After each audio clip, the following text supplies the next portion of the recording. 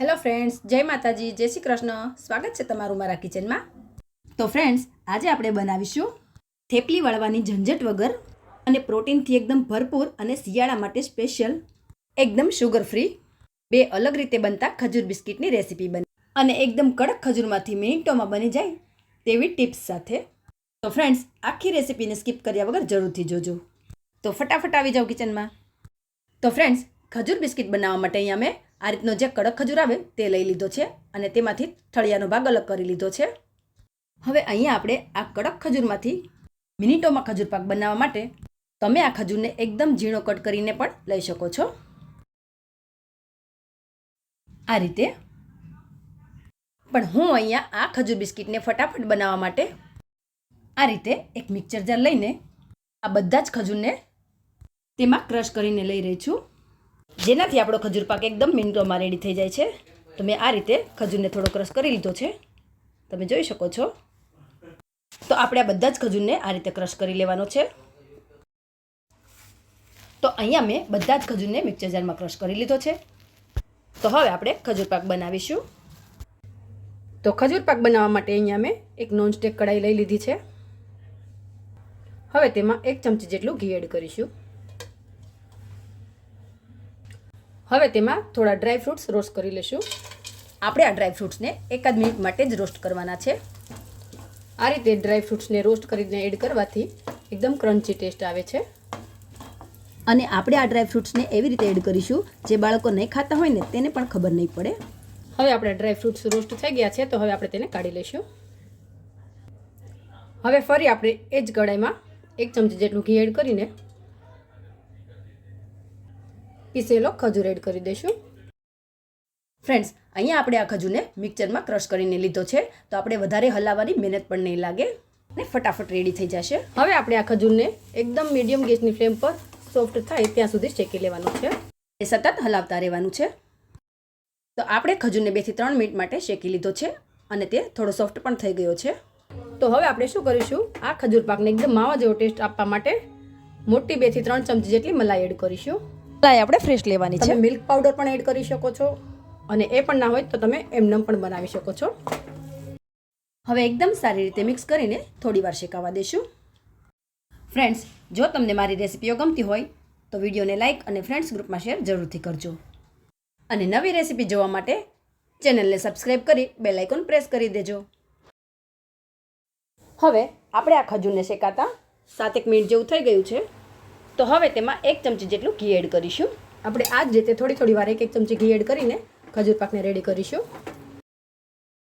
અને આ રીતે ઘી એડ કરવાથી તેમાં શાઇનિંગ પણ સરસ એવી આવે છે અને તે ચોંટતો પણ નથી.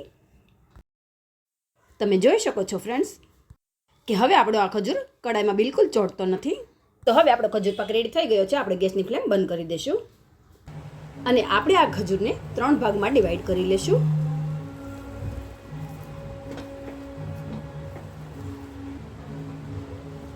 હવે આપણે આ 2 ભાગને એક ડીશમાં અલગ કાઢી લઈશું.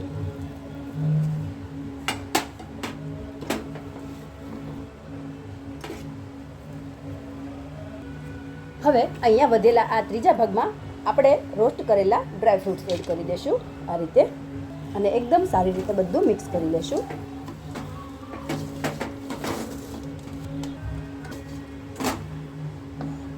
તો આપણે ખજૂર સાથે ડ્રાય ફ્રૂટ્સ સરસ એવા મિક્સ થઈ ગયા છે.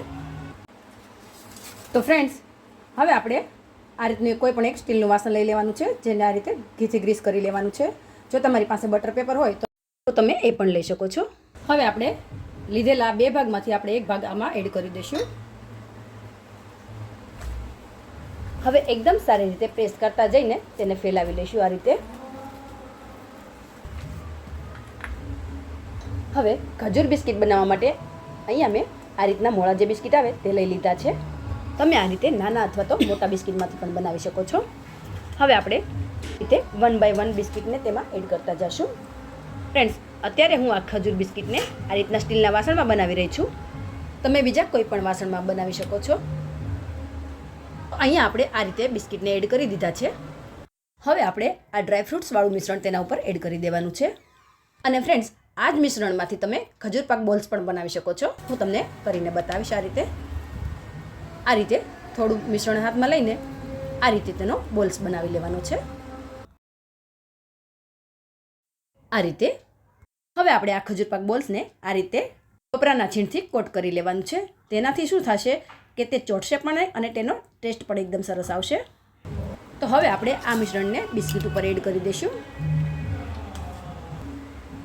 હવે તેને એકદમ હળવા હાથે પ્રેસ કરતા જઈને સારી રીતે ફેલાવી લઈશું.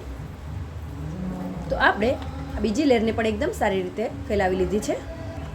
તો હવે ફરીથી આપણે તેના ઉપર બિસ્કિટ એડ કરી દેવાના છે.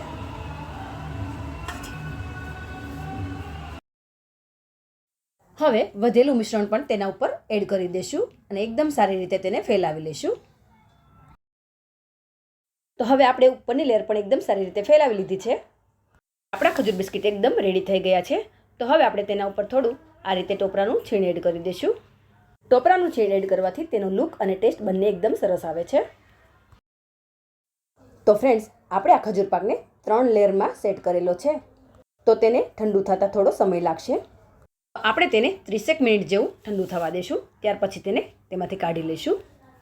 તો આપણો ખજૂર પાક ઠંડો થઈ ગયો છે. તો તેને આપણે આ રીતે કાઢી લઈશું. ફ્રેન્ડ્સ, તમે જોઈ શકો છો કે આપણો ખજૂર પાક એકદમ સરસ એવો સેટ થઈ ગયો છે.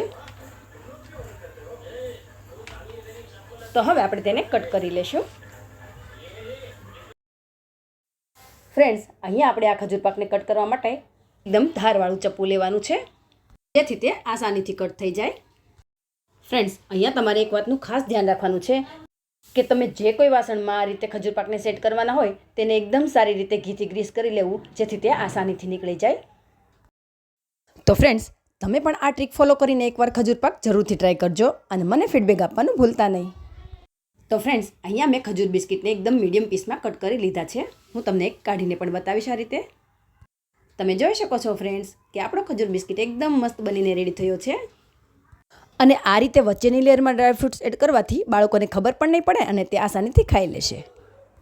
તો ફ્રેન્ડ્સ, તૈયાર છે શિયાળાની સિઝનમાં બનાવીને ખવાય એવો પ્રોટીનથી ભરપૂર અને એકદમ હેલ્ધી બે અલગ રીતે બનતો એકદમ ટેસ્ટી ખજૂર પાક.